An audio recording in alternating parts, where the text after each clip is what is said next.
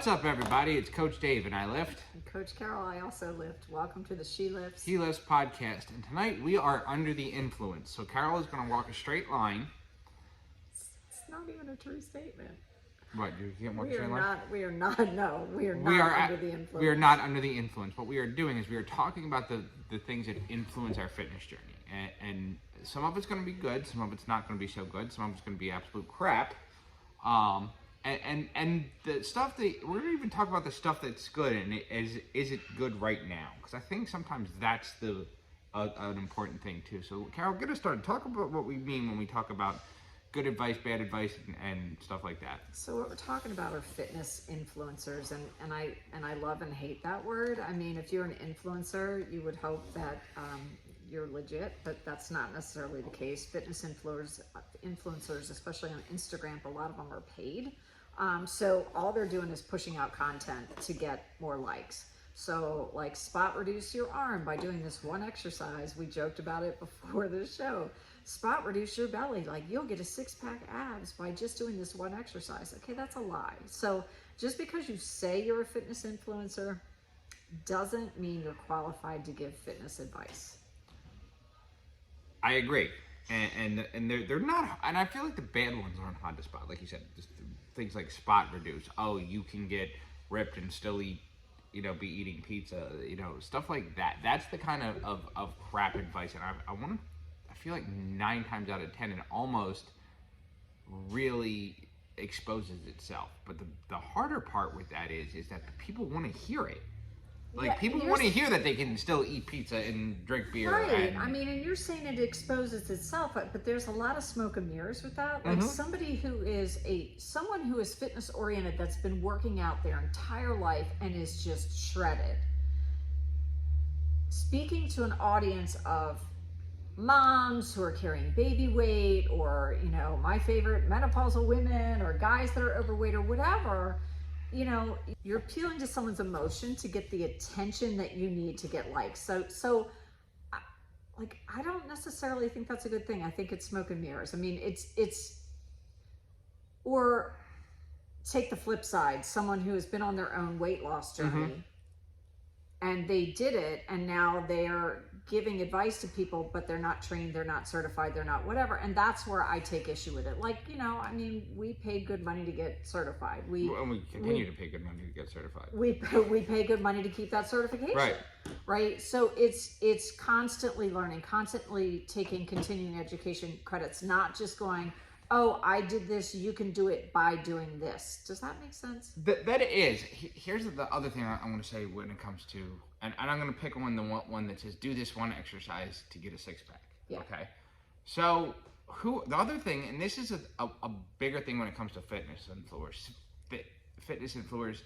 and fitness influencers, even the good ones. I'm going to say even the ones who are trained, we say, do this to get this way. Well, okay, that's fine.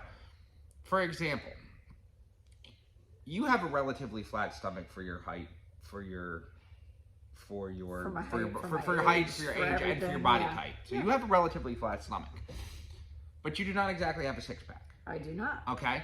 If someone said do this exercise to get a 6-pack to someone like you, that's going to engage your core in a better way, it wouldn't be the same as saying someone who is just starting out their fitness journey at 30% body fat, do this exercise to get it. Okay. So again, who are you speaking to? Another thing I look at when I hear fitness advice is who is the audience, and it kind of goes along the same lines. Who is the audience that you're giving this advice to? And what are you saying this does or does not do? I'll give you an example. A lot of times I hear, oh, such and such is not a good way to build muscle. Okay? Okay. Does that mean it's necessarily a bad thing? A bad exercise? No, it just means it's not the best way to... For example, some people will argue that barbell squats are not necessarily the best way to build your legs. And if you look at their reasoning, they are correct. Okay. If you're trying to get big quads, the barbell squat is not the best way to do it. However, does that mean you shouldn't barbell squat?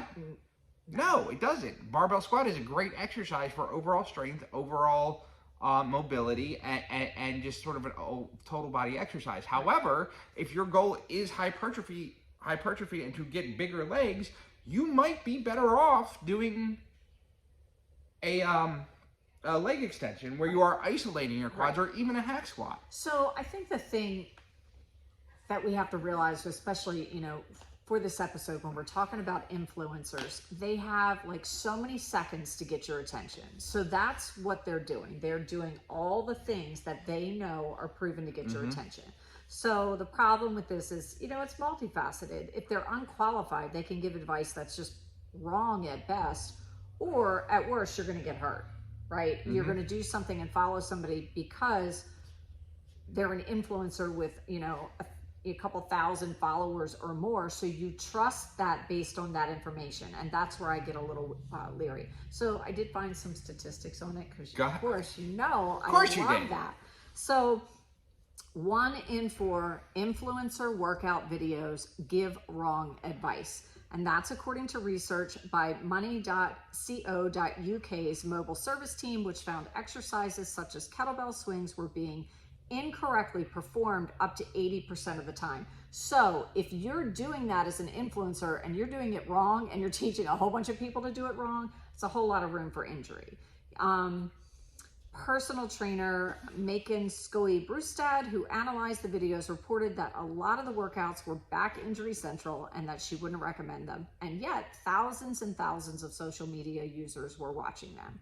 So it goes on. I did a little more digging, and there's a health psychologist, Dr. Sula Windgasson, and she says that we often follow advice from these people because of social comparison.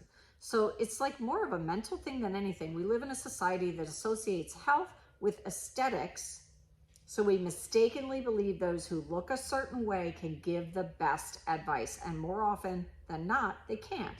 Even if the advice is well-intended and responsible, if you draw a comparison to how you live your life, and it increases the expectations you put on yourself or leads to negative emotions, it's time to take a step back. So, like, again, I don't have the 6-pack abs. I am 54 years old. We've talked about that. I've had 3 kids. Like, my body has done its job as a female. I am not ripped.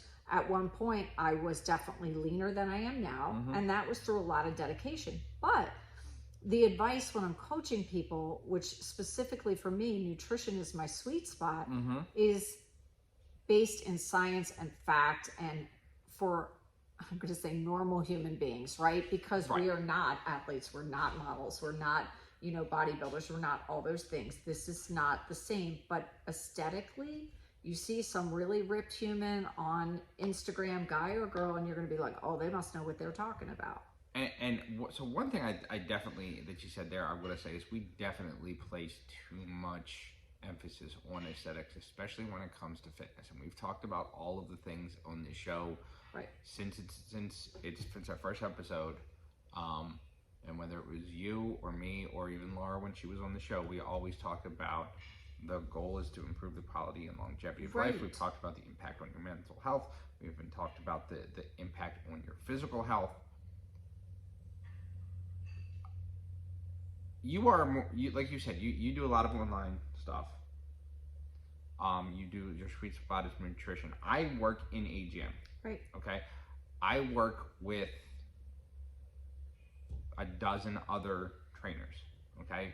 I am employed at one of the gyms I work at. I'm actually employed by the gym. I am a W-2 employee. There are 12 other trainers on staff. We all have a different physique. Right. And some of them, if you didn't know they were trainers and saw them on the street, you would look and be like, that guy's never seen a gym in his life. Interesting. Yeah. Okay. Now, that being said, he is a hell of an athlete. He is, very athletic, trains young athletes, but he is not himself a very, like I said, he just does not necessarily look like someone. If you saw him on the street, now when you see him around the gym, you sort of know who he is, so you sort of got past that. Right. Matt Wilson, who was on this show, okay, with us on our roundtable discussion, he does look like it, and he is actually one of the ones who would give the impression that knowing what the way he looks is because no bad, because he does. Right. But he's a competitive bodybuilder. Right, but that's what he does. Right. Right. If you look at the trainers that work for him, they don't all look like him. Right. So you can't just go by looks. You can't base it on somebody, again, you know, some ultra thin female or a really buff guy, whatever. Like, you know, you have to get past the aesthetics. So how do you spot bad advice or identify what is good advice online? You know, there's some advice for that. I'm also going to say, how do we identify the good advice that's right for us right now? True. Okay. So let's even talk about that too, because and that's the one thing I want to keep coming back to is even good advice at the wrong time is bad advice. Correct. I've said this before. If you took 270-pound Dave, who was eating fast food 3-4 times a week, fried foods, candy bars out of the machine every day, 2-3 drinking a whole 2-liter bottle of soda from the time he got home. All those unhealthy things that I did, and said, all right, for breakfast every day you're going to have egg whites and oatmeal, and for lunch every day you're going to have chicken, rice, and broccoli, and at night you're going to have salmon and green beans. Right. And you're going to drink nothing but water and black coffee. I would have been like, oh, shit. I can't do this. I don't want to do this. Why would I want to do that? Right. So again, is that wrong? Is that stuff like any of that stuff unhealthy? Is it wrong? Is it wrong? No, it's not wrong. It's not. It would actually be good advice if someone could stick to that, which most people can't anyway. But if someone could stick to that, that would actually be good advice. But to tell someone who's coming off of where I came from to give them that meal plan is just it's bad advice. Right, that would be bad advice. So I think the thing is we are drawn to, as humans, we're drawn to the most simple, easily, we'll use the word digestible advice, easily digestible advice. Like, we want black and white. Do this, not that. You know, the famous eat this, not that, right? We want that kind of graphic because it gives us quick, definitive advice. Social media also rewards that with limited caption space and an algorithm that serves you the best performers rather than the most nuanced posts. So the best performing posts. And this is where I get hung up with social media as people who are influencers. It is based on algorithm. It's based on a lot of stuff. It's not necessarily based on the fact that they know squat or know how to squat or any of that stuff, right? So unfortunately, no healthcare is black and white. What that influencer tells me, maybe it would work for me. Maybe it would be disastrous for you. Or have no effect. Well, true. And real advice tends to be less enticing. It's, you know, we actually litter it with disclaimers and stuff. We do it on this show, and we I do not promise results. And see, that's a big key to identifying what could be poor advice on social media when they are promising you anything. You, as a trainer, as a coach, we cannot promise and guarantee anything, because everyone's body is individual. So if I said to you, Dave, if you just follow me and do what I do and eat what I eat, I promise you'll lose 20 pounds by next week. You know, I mean, no, like, first of all, that would be totally outrageous. First of all, the big red flag for me on that one would be 20 pounds by next week. Right. Like that. Well, hey, I just saw someone today, someone in my social media feed that sells a product, and it's not the one I'm usually talking about, but sells another product, multi-level marketing, and she did a detox and lost 9 pounds in 3 days. And every woman is going, I want to know what you did. And I'm like, well, when you actually start eating food again and get some more stuff in your colon, that's probably going to come back. I was going to say, that is probably not 10 pounds of crap. Right. I mean, literally. but literally. But that is actually, knowing what I know about detoxes and stuff like that, is actually probably, but again, that goes back to what I said before. That is actually probably something that could happen. Like, that is not an unheard of, but is it permanent? Is it permanent? Did I really lose 9 pounds? Is it necessarily good for you? There's all kinds of things in there. So, like, again, I just say, like, look for the warnings and just look for the Carol in the back of the building who's going, you might want to talk to your doctor before you do this, or consult your healthcare provider before you take this. I mean, I always tell people that, like, don't just blindly follow. The big thing with what you just said, that detox, you didn't lose 9 pounds, okay? You probably right. You emptied your colon, which and again, there's a bunch of facts and or fiction that are half true, out there, that about the average person carries around X amount of pounds of undigested food in your intestines and colon and stuff like that, and that is true. So if you do flush your colon out, you will drop. Let's put it that way. It's just like getting sick. It's, you know, but again, you get a stomach virus and you're in the bathroom for 2 days, can't eat anything, can't drink anything. You know, you're barely keeping water down. You're pretty much surviving on ginger ale and Gatorade and crackers.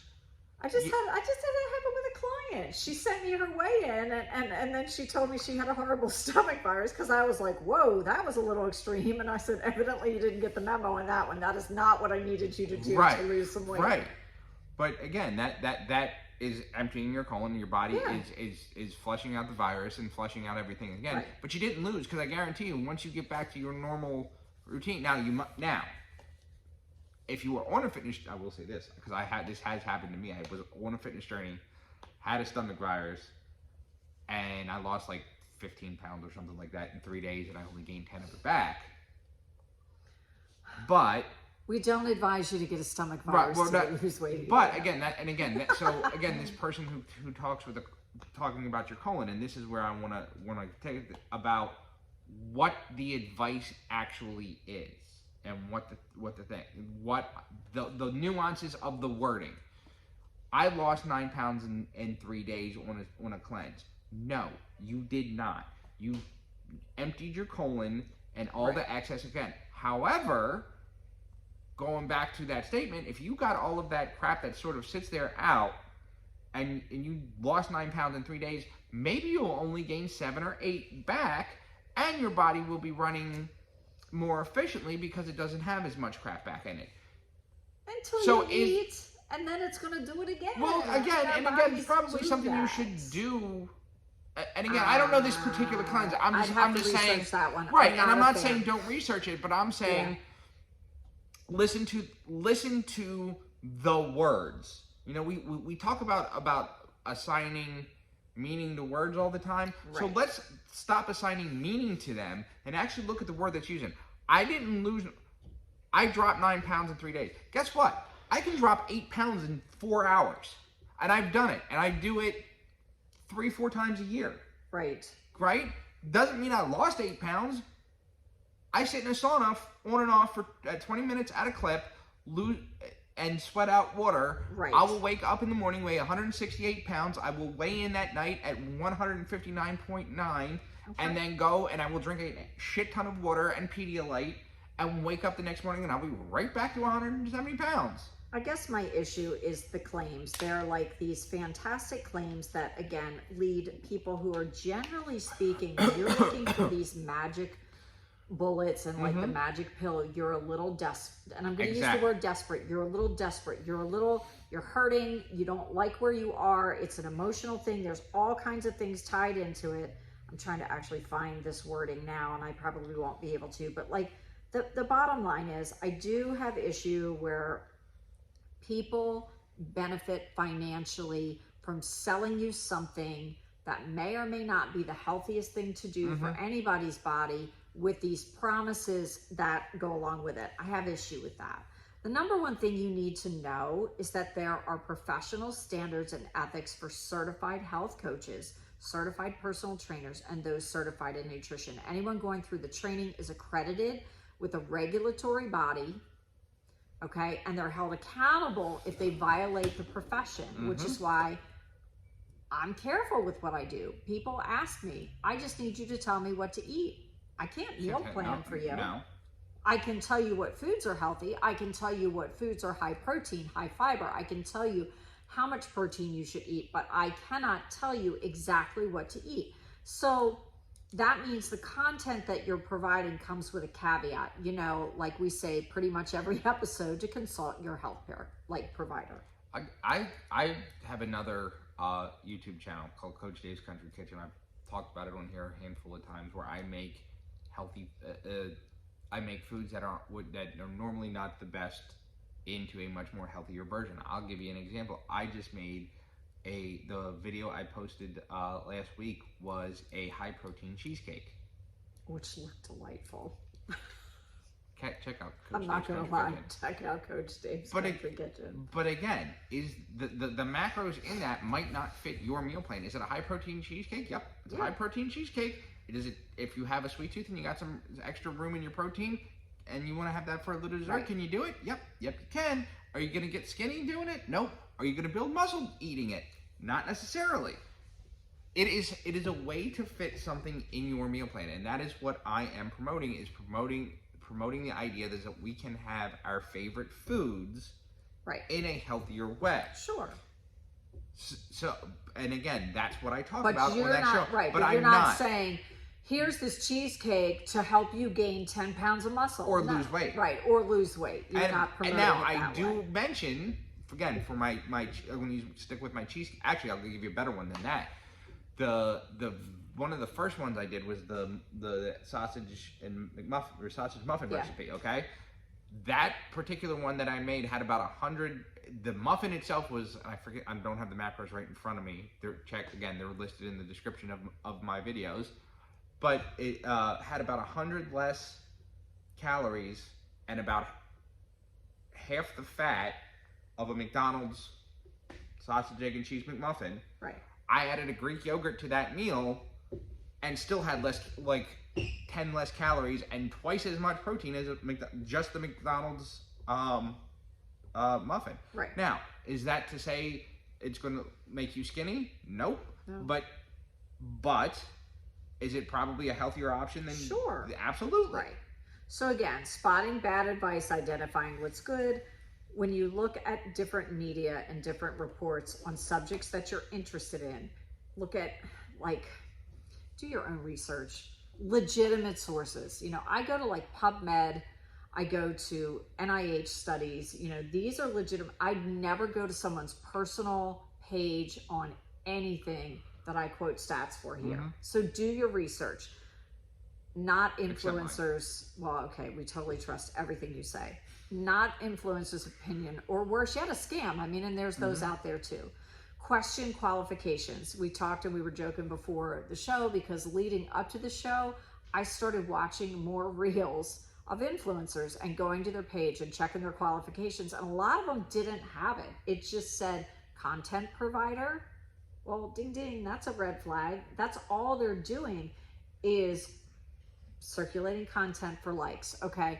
So, but now I'm inundated with these reels because the algorithm sets in and now it's all I'm seeing. So now I'm just going hide reel, hide reel, hide reel. I don't want to see it anymore. Question the qualifications. Most influencers probably have no intention of scamming followers, but there's some useful questions to ask of someone who's putting facts out on the internet before taking it as gospel. Like, where did they learn it from? Are they licensed? Get your advice from influencers with fitness qualifications and professional accreditations. People who have these tend to display them prominently in their about section because we're proud of the fact that we paid all that money and passed those tests. Yeah, let me tell you what, the CPT test was hard. It was tough. That was tough. That was tough. That was tough. So, and I would say, trust your gut instinct. If something feels wrong or seems too good to be true, it usually is. Or at least it's wrong for you, and that's what's important. That's the caveat. That's right? the other thing. And again, I go back to what I said before. Again, and I'm going to talk about him because he's not here on the show with me, but Matt Wilson and I have had a conversation. Matt Wilson tells me he doesn't bench press because it's not the best thing for him. Okay. To build his chest, that is not the best way. Right. My goal is not necessarily to have a big stage-ready chest. My goal is to be able to shove somebody off of me if I need to. Okay. My goal is to build strength. So for me, for my fitness goal, doing a barbell bench press is a better option when it comes to my chest training than doing a hammer strength. For Matt, the better option is the hammer strength. Right. Because his goal is to isolate and grow his chest. Right. So again, everything comes back to reason. Just like people who say, "Oh, you shouldn't run for long distances of time." Okay, yeah. Well, what if your goal is to be able to run for a long period of time? Again, we talk about cardio. Health and fitness is not black and white. It's and just not. It's not one size fits all. Yep. You know, the thing that's going to take that, and again, even in your fitness journey, in my fitness journey, and I'm sure in yours, the thing that took me from getting started to being an, let's say, intermediate, where I was in the 220s, to the thing that took me to the 190s, to the thing that took me to the weight, my normal weight right now is right around 180 pounds. Okay. Guess what? I lost. I've talked about this before, so it's not going to come as any surprise to anyone. I went from 270 to 195 basically on the South Beach diet. Right. Okay. I lost 70 pounds, but guess what? And I was working out. Didn't work out the whole time, but then once I started working out, I was still floating in that high 190s. When I started eating carbs again and started eating slightly more normal food and prioritizing my high protein foods, that's when I was able to get down into the 180s and get back into, like I said, I'm the same weight right now in a different shape, but the same weight that I was when I graduated from high school. But again, if you gave me at 270 pounds, first of all, I wouldn't be able to follow it. Secondly, I'm not sure it would have been good for me. Right. I had to sort of wean myself off of some stuff. Right. Right? Yeah. And that's the thing. Oh, throw all the soda away. No. If someone is drinking, Laura and I have talked about this before. If you are drinking a 2-liter bottle of soda and you I tell you to just cut out all the soda, guess what? That's going to send your body into a shock between the lack of caffeine and the lack of sugar. You're almost going to be like someone with a drug problem in withdrawal. You have to work on things like that, I think, incrementally. You know, if a fitness influencer makes a claim about anything that's related to training or diet, they should be able to back it up with a citation or a source. That's a fact. That is a fact. That's a fact. And if not, they should be able to explain exactly why what they're suggesting will work. To me, now I don't engage with any of them. I won't. And I do read comments, and there are some, I think you can see the personal trainers and nutrition coaches out there going, really? You cannot spot reduce this, or that one exercise is not going to do this, or why on earth are you doing that? What is that even called? Like, you know, they call them out on stuff, but it's all, again, social media is not the best place to get your fitness and health advice. Not social media like 10-second video clips. No. And again, here's another thing. And someone's going to look at our channel and say, well, you have 10-second video clips of that. And certainly on Coach Dave's Country Kitchen, I have 20 and 30 and second video clips. Now, what is the purpose of that? You also are accredited. Well, I am accredited, but not everyone knows that. And on this particular page, yeah, okay, actually no, it does. On all of my pages, except for my personal page, it says Dave Webster CPT, certified nutrition, all that stuff is in my link. But at the same time, I have 30-second videos. Yes, they are there to design you to get to click on the 30-second video. Then you're going to click to the main page and follow that, and then you're going to click there and drop me a line to come train with me or Carol. Okay. Right? And yeah, that's not necessarily a bad thing, but who are you taking? But the accreditations are there, and so that's my hang up. You can check us out, and you can find the accreditations. Right. You know, you can certainly find that. I think the important thing to remember, there are no shortcuts, magic workouts, or magic exercises, special diets, or miracle supplements. There aren't any. If there were, we all would have found them by now. Right. If you want to get fit, tone up, build muscle, etc., you need to exercise, and your workout needs to match your fitness goals. And that goes back to what I said at the beginning. I want to end on this. The workout. Are we ending on it? We're at that no, I really have like a couple more minutes. Okay, well then I'm going to go off on a tangent, and that's where I keep coming back to with the advice, is that if you're workout, if your nutrition isn't in line with your goals, then it's not going to be effective. No. So if I'm giving you a workout that's designed to grow your muscles and your goal is to lose weight, will you lose weight at first? Yeah, probably. But in the long term, is that the right way, for you? If your goal is to get stronger and I'm having you work out like you're trying to lose weight, you're not necessarily going to get, you might get a little stronger, but again, it's not, find the thing that works for you. And just because the person looks like the way you want to look like, or does things that you want to, doesn't necessarily mean he got there or she got there in a smart way, in a healthy way. And they're not showing you the whole picture. And everyone They're says, just I did it. I'm gonna go back to another statement. I did this one exercise to get my deadlift up to 155. Okay. Or I'm sorry, 355. Did I actually do that? Maybe I was stuck at 340, and then I started doing XYZ exercise, and now I'm at 355.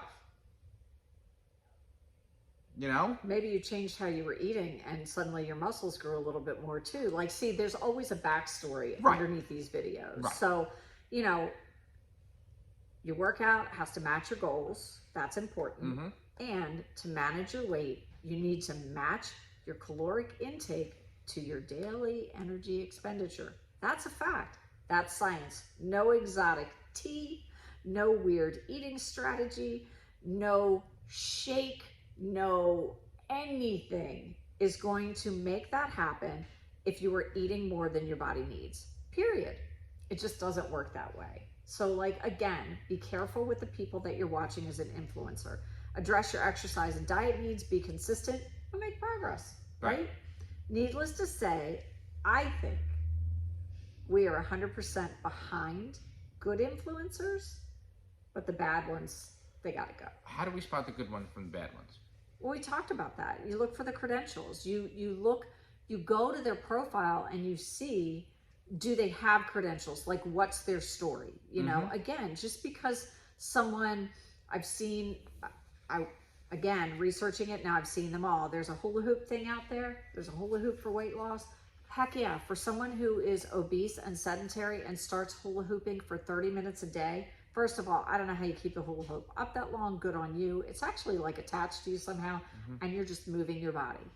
So is it the hula hoop itself that's causing the weight loss? No, I think what it is that person going from a sedentary lifestyle, but I guarantee they're also changing their diet behind the scenes. So what are they not telling you? You have to look for the whole story. The other thing, and even if they weren't sedentary, let's say you were active, but you really weren't working your core that well or effectively, and now all of a sudden you start hula hooping where you're using your core to woo with your hips. Could suddenly your core get stronger? Yeah. But again, it's like you have a piece of information and you need to know it all. Right. Like, so what I like to think is, you know, Dave is accredited as a certified personal trainer and has a nutrition cert.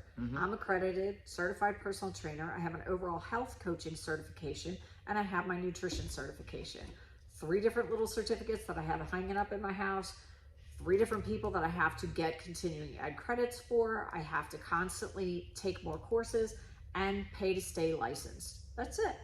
I have a business. I have an LLC that I pay taxes on. Like, you know what I mean? So a fitness influencer, would it be cheaper for me just to make like TikTok videos and somehow get somebody to get behind me and I sell their products? Sure, but that's not what I'm about. I'm about like real advice for real people that's sustainable and sane.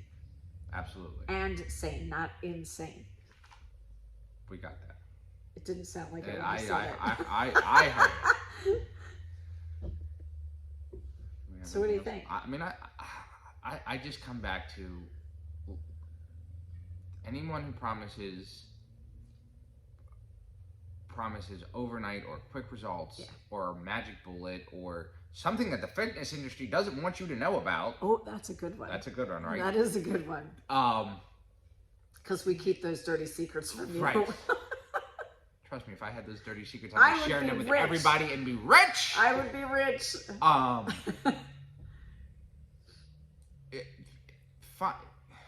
those I think we know we can throw out. Everything else you have to I feel like you have to sort of take with, okay, maybe this will give me a boost, but is it going to get me ripped? Is it going to get me shredded? There is no one thing that is going to get you ripped. There is no one thing that is going to get you shredded. There is no one thing that is going to make you suddenly bench press 500 pounds. There is no one thing that is suddenly going to add 50 pounds of muscle in 3 months to your frame. It takes work. It work in the gym. It takes work in the kitchen. It takes discipline, and it takes motivation. And if we find that, then we can start tweaking some of those other things. And again, I'm not talking about the crap, the secrets that the fitness industry doesn't want you to know about. I'm talking about the actual good advice that would not work for you in the beginning may start working for you now along the way. Go to the gym, hire a coach. Go to the gym. And again, I'm going to give you one more example before we go out. There was a gentleman on the, I can't remember who the athlete, it was a professional athlete, I think it was C.T. Fletcher, was on the Joe Rogan podcast. Talk about how people shouldn't be deadlifting unless they are training to be power lifters, and how in NFL locker rooms they aren't deadlifting, they're doing power cleans and hang cleans, and they're doing all these other movements. And all of that is true. Okay? Right.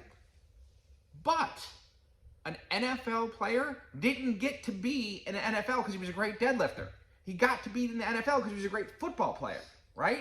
So if the guy never really learned how to deadlift, I'm not going to suddenly try to teach someone and risk hurting someone who's making millions of dollars a year with their body how to deadlift. It would be, if I worked for the whatever football team and one of my star players got hurt trying to deadlift, I'd be out of a job real quick. So yeah, they don't. They probably don't.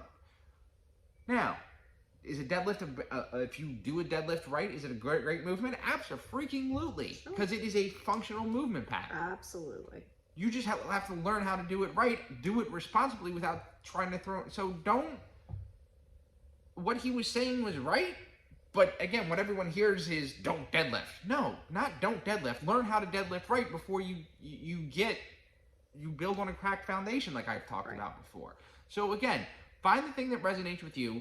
Find the thing that's going to make your journey fit your journey and fit your journey right now, and stop looking for magic bullets, quick fixes, and solutions that are going to happen overnight. Because trust me, I didn't get where I am from 270 pounds to 180 in 3 months. It took me a year and a half to get to 195, and then took me another 3 years to figure out how to get to where I am today. Yep. Carol didn't get where she was overnight. It's a journey. It's a journey, and it's a journey that doesn't end. Correct. Okay, so let's get that out of the way. It's once you get someplace, and we're gonna come back to that probably in a couple more episodes, but it's a journey that doesn't end. What are we talking about next week? Next week we're going to talk a little supplemental information, and that's right. I see what you did there. You see what I did there?